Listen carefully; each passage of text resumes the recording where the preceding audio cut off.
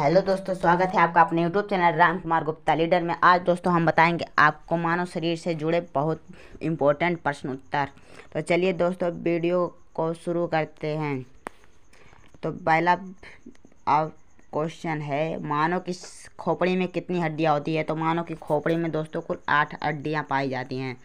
दूसरा प्रश्न है, मनुष्यों में बौनापन किसके स्राव के कारण होता है। तो यह थायरॉक्सिन हार्मोन के कारण होता है। जब दोस्तों इसकी कमी हो जाती है तो मानव शरीर की वृद्धि रुक जाती है। शरीर में हड्डियों की कुल संख्या कितनी होती है। तो 206 होती है। अगला प्रश्न है, शरीर में सबसे बड़ी हड्डी कहाँ पाई जाती है। तो फीमर, जो जांघ में पाई जाती है। अगला प्रश्न है, मनुष्य की बाहरी त्वचा कितने दिनों में नई हो जाती है। तो यह 27 दिनों में नई हो जाती है। अगला प्रश्न है, पचे हुए भोजन का अवशोषण कहाँ होता है। तो पचे हुए भोजन का अवशोषण छोटी आंत में होता है। अगला प्रश्न है, शरीर का सबसे मजबूत हड्डी कहाँ होती है। तो यह जबड़े में होती है। अगला प्रश्न है, आँख के किस भाग में वर्णक उपस्थित होता है जो आँख के भूरे, नीले या काले रंग के लिए उत्तरदायी होता है। तो यह आइरिस। अगला प्रश्न है, मानव शरीर यानी ह्यूमन बॉडी के किस अंग में लिम्फोसाइट्स कोशिकाएं बनती है जो अस्थि मज्जा में बनती हैं। अगला प्रश्न है, मानव के मस्तिष्क का वजन कितना होता है। तो मानव के मस्तिष्क का वजन 1400 ग्राम होता है। तो अगला प्रश्न है, श्वसन की प्रक्रिया कहाँ होती है। तो यह माइटोकांड्रिया में होती है।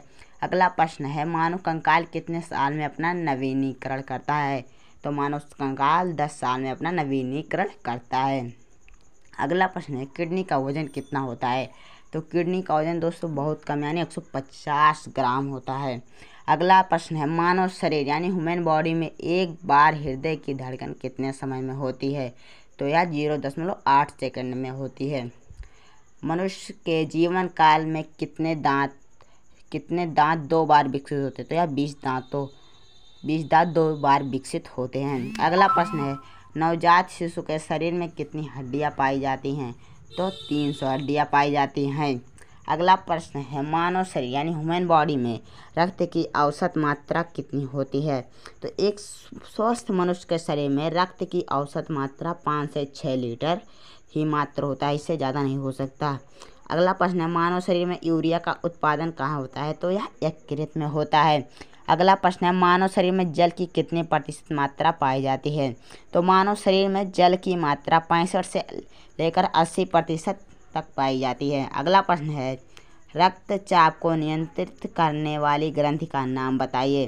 तो रक्तचाप को नियंत्रित करने वाली ग्रंथि अधिवृक्क ग्रंथि है। अगला प्रश्न है, दांतों और हड्डियों में कौन कौन से तत्व पाए जाते हैं। दांतों और हड्डियों में दोस्तों कैल्शियम व फास्फोरस पाए जाते हैं। अगला प्रश्न है, पानी पीने के बाद पचने में कितना समय लगता है। तो पानी को पचने में अधिक समय नहीं लगता, इसलिए डॉक्टर के कहे अनुसार अधिक पानी पीने की सलाह दी जाती है। अगला प्रश्न है, शरीर में कुल कितने मांसपेशियां की संख्या होती है। तो यह 639 मांसपेशियां होती हैं हमारे शरीर में। यूनिवर्सल डोनर का ब्लड ग्रुप क्या होता है। तो यह ओ होता है।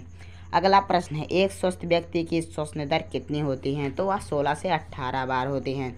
अगला प्रश्न है, शरीर में पाए जाने वाले गुणसूत्रों की संख्या कितनी होती है। तो शरीर में पाए जाने वाले गुणसूत्रों की संख्या 46 होती है। अगला प्रश्न है, मनुष्य की दिमाग को मेमोरी कितना होती है। तो मनुष्य की दिमाग की मेमोरी दोस्तों अनलिमिटेड होती है, जिसका जितना प्रयोग कर सको। अगला प्रश्न है, फलों या सब्जियों के रस को पचाने में कितना समय लगता है। फलों या सब्जियों के रस को पचाने में दोस्तों स्वस्थ व्यक्तियों को मिनिमम 15 से 20 मिनट लगता है। अगला प्रश्न है, मानव शरीर यानी ह्यूमन बॉडी में कितना गोल्ड पाया जाता है। तो मानव शरीर में भी सोना पाया जाता है, जो अधिकतर खून के अंदर होता है। मानव शरीर में कुल 0.2 मिलीग्राम सोना होता है। अगला प्रश्न है, कौन सा विटामिन रक्त के थक्के जमने में मदद करता है। तो यह विटामिन के है दोस्तों। अगला प्रश्न है, मानव रक्त से संबंधित प्रश्न। दोस्तों अब मानव रक्त से संबंधित प्रश्न आ रहे हैं। जैसे देखिए, लाल रक्त कणिकाओं का निर्माण कहाँ होता है। तो यह अस्थि मज्जा में होता है।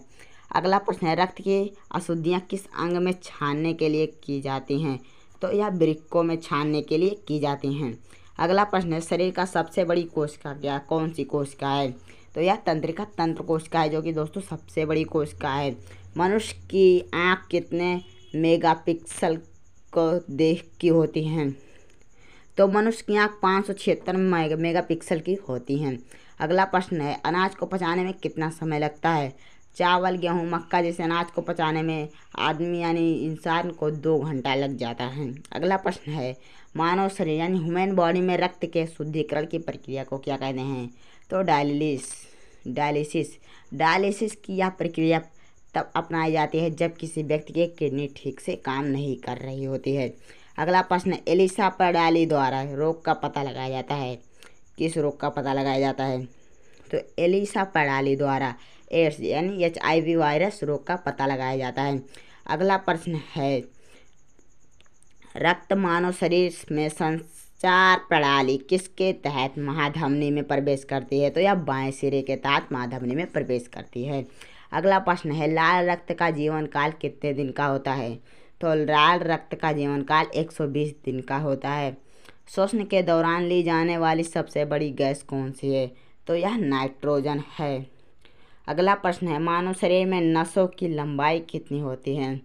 तो मानव शरीर में नसों की लंबाई 297,000 किलोमीटर होती हैं।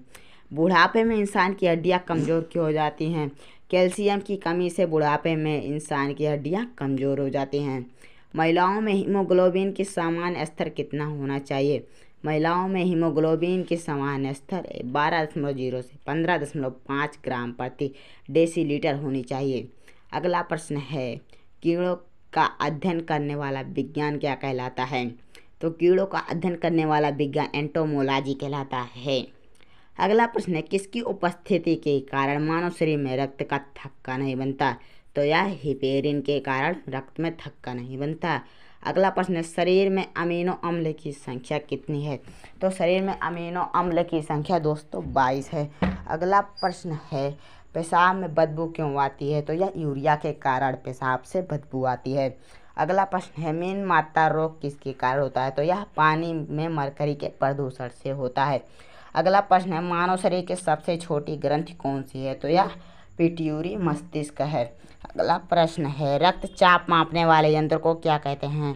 तो रक्तचाप मापने वाले यंत्र को स्फिग्मोमैनोमीटर कहते हैं। अगला प्रश्न है, मानव शरीर में सबसे छोटी हड्डी कहाँ पाई जाती है? तो यह कान में पाई जाती है।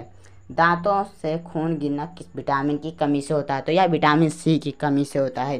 कौन सा पदार्थ मानव शरीर में ईंधन के रूप में कार्य करता है? तो यह कार्बोहाइड्रेट कार्य करता है। तो दोस्तों कैसा लगा वीडियो कमेंट बॉक्स में ज़रूर बताइए, और वीडियो पसंद आए तो वीडियो को लाइक करें और चैनल को सब्सक्राइब करना ना भूलें। फिर मिलते हैं दोस्तों अगले वीडियो में, तब के लिए जय हिंद, जय भारत, वंदे मातरम।